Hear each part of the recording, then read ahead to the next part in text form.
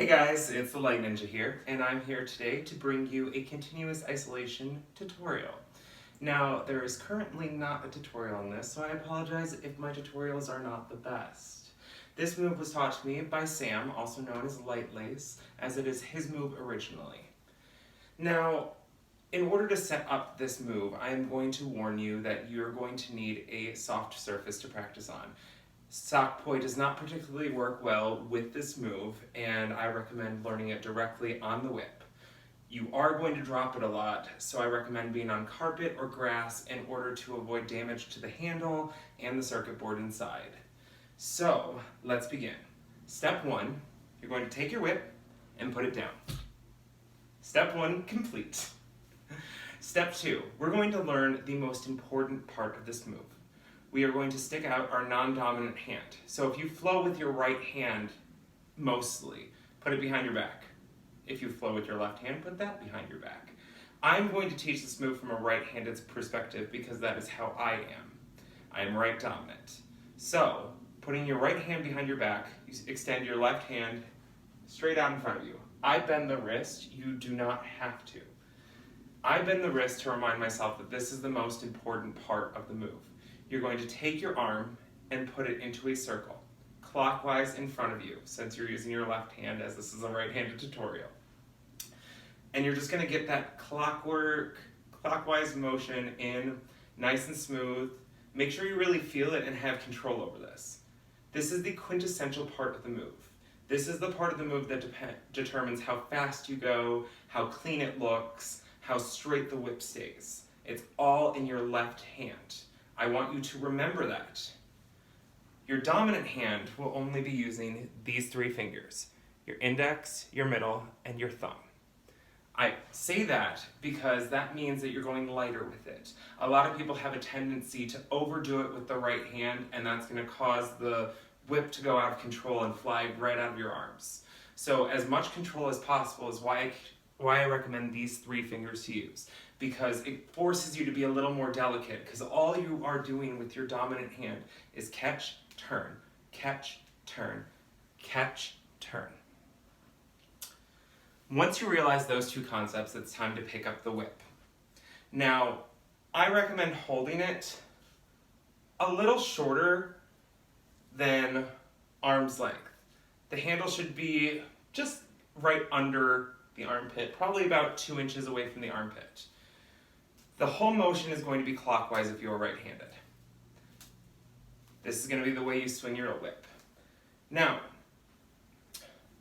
your whip, when you're swinging it around, the first part is you're going to go under your left arm. It's going to touch at almost the point that you are holding it in your right hand. So once it does this, you let go and almost do kind of a slingshot motion, but you're going to catch it again with your right hand. Now, the second that you catch it, or the second that you start to swing it, is when you really move your left arm.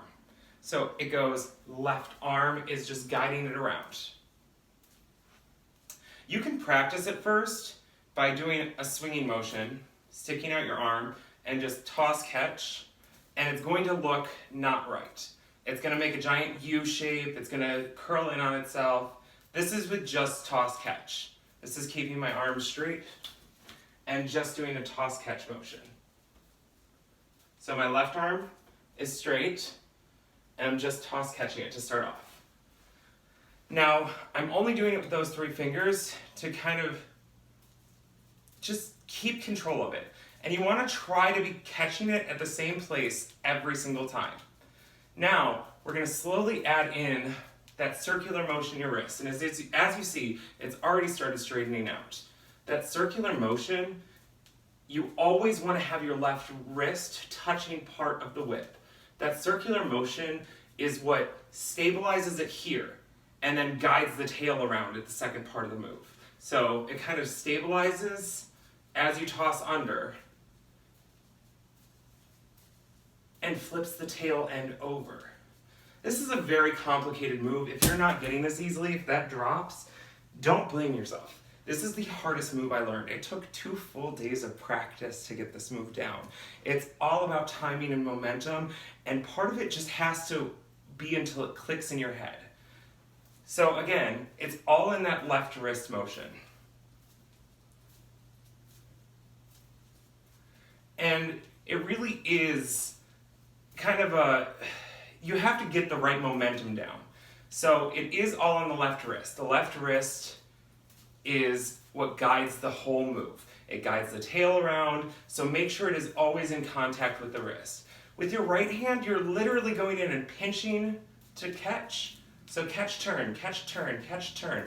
And you're basically, as you're moving your left hand, as it gets here, you kind of just catch, turn, and then get your hand out of the way for it to work.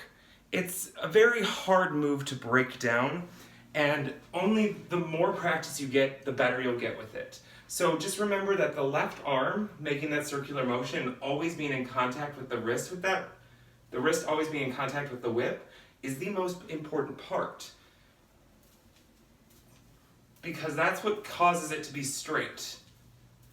And once you get that down, you can kind of move with it. You can go into it from a slingshot. Oop. It's all about that momentum. You have to find it, and it's not really something you can teach in a tutorial. You kind of have to be with someone who knows it. If you're having problems, why don't you record a video and I can try to see where you're going wrong.